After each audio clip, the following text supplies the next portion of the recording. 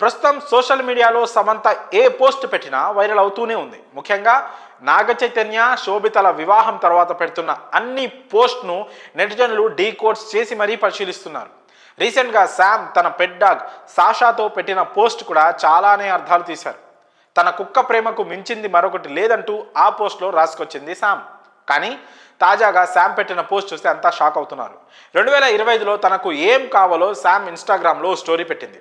ఆ స్టోరీలో కన్యా, మకర, మిథునం రాశులకు సంబంధించి కొన్ని ఫలాలు పోస్ట్ చేయడం అభిమానుల మధ్య చర్చకు దారితీస్తోంది.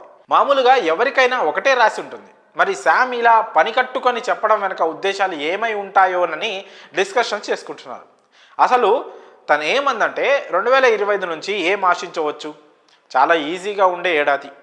నువ్వున్న వృత్తిలో అభివృద్ధితో పాటు మంచి ఆదాయం, నీకు నీ వాళ్లకు ఆర్థిక స్థిరత్వం, చాలా నమ్మకమైన ప్రేమించే భాగస్వామి, రాబోయే సంవత్సరాల్లో అనుకున్న పెద్ద గోల్స్ సాధించడం, సంపాదన పెరిగే ఇతర వ్యాపకాలు, వేరే చోటికి వెళ్ళడానికి అవకాశం, మెరుగైన మానసిక శారీరక ఆరోగ్యం, తల్లి తండ్రి కాబోయే భాగ్యం, కావాలనుకుంటే గొప్పే, ఒకవేళ వద్దనుకుంటే జాగ్రత్త సుమి.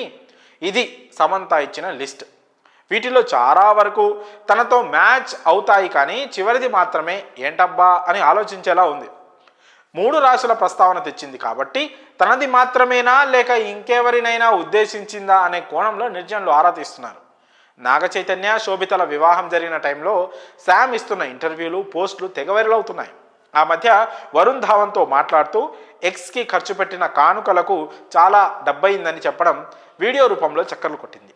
ఇప్పుడు ఈ రాశుల ప్రస్తావన ఇంకో హాట్ టాపిక్ అయ్యింది. ఇక సినిమాల విషయానికి వస్తే ఇటీవలే సిటాడెల్ హనీ బన్నీ వెబ్ సిరీస్తో పలకరించింది.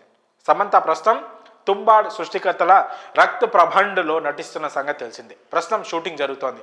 కొత్తగా తెలుగు, హిందీలో ఎలాంటి కమిట్మెంట్లు కూడా ఇవ్వలేదు. కానీ గతంలో మాత్రం మా ఇంటి బంగారం అనే ప్రాజెక్ట్ను అనౌన్స్ చేసింది. ఈ షూటింగ్ ఎప్పుడు ప్రారంభమవుతుందో, ఎవరెవరు ఉంటారో మాత్రం చెప్పడం లేదు. దీనికి సంబంధించిన అప్డేట్స్ ఎప్పుడు వస్తాయో చూడాలి. మరి సమంత పోస్ట్ చేసిన రాసుల పోస్ట్పై మీ అభిప్రాయం కామెంట్స్ రూపంలో తెలియజేయండి.